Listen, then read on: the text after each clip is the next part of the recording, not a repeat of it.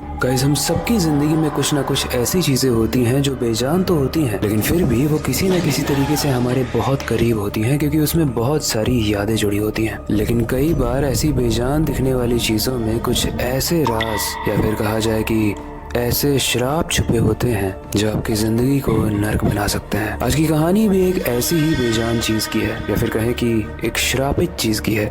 और उस चीज में छुपा हुआ था किसी का दर्द, किसी का अधूरा बदला। और जिसे वो श्रापित चीज मिली उसे लगा कि जब वो इस चीज को फेंक देगा तो सब कुछ सॉल्व हो जाएगा, लेकिन असली कहानी कुछ और है। लेकिन ऐसी कौन सी डरावनी चीज है, वही डिस्कस करेंगे आज की स्टोरी में, जो समय के साथ और ज्यादा इंटरेस्टिंग एंड डरावनी भी होती जाएगी। एंड जैसे जैसे कहानी आगे बढ़ेगी इसमें बहुत सारे ट्विस्ट एंड टर्न्स आएंगे। आपको लगेगा कि ऐसा हो जाएगा, लेकिन होगा कुछ और। लेकिन ऑब्वियसली इस इंटरेस्टिंग और डरावनी कहानी को शुरू करने से पहले हमेशा की तरह हेलो गाइस, मेरा नाम है अविनाश कुमार और आप देख रहे हो Seiko official show horror stories.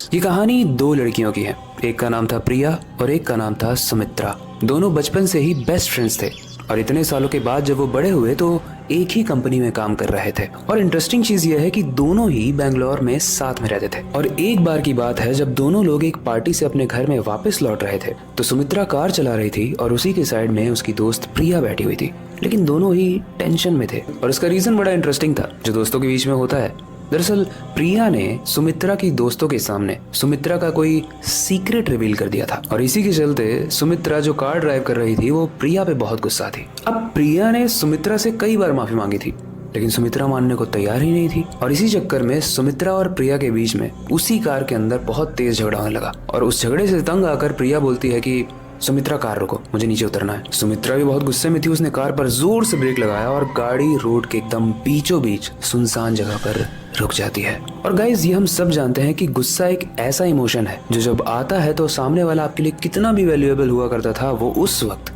आपके लिए किसी काम का नहीं होता है। और यही हुआ यहाँ पर। सुमित्रा ने गुस्से में आकर अपने बचपन की दोस्त प्रिया को उस सुनसान सड़क में बीचों बीच छोड़ दिया और चली गई। अब देखो गाइस, प्रिया उतरी तो गुस्से में थी, लेकिन सुमित्रा जब उसे सच में छोड़ के जा रही थी तो प्रिया की आंखों में आंसू भर गए थे। फिर भी वो अपने आंसुओं को पोंछते हुए अपना मोबाइल निकालती है और रोते रोते किसी कैब को बुक करने की कोशिश करती है। लेकिन उसके मोबाइल में उसने बहुत सारे ऐप्स ट्राई किए, लेकिन किसी पर भी उसे कैब बुक नहीं हो रही थी। इस रात के लगभग 2 बज चुके थे, इसलिए प्रिया सोचती है यहाँ पर रुकना सही नहीं है। वो पैदल ही चलना शुरू कर देती है। लेकिन गाइस, कहानी में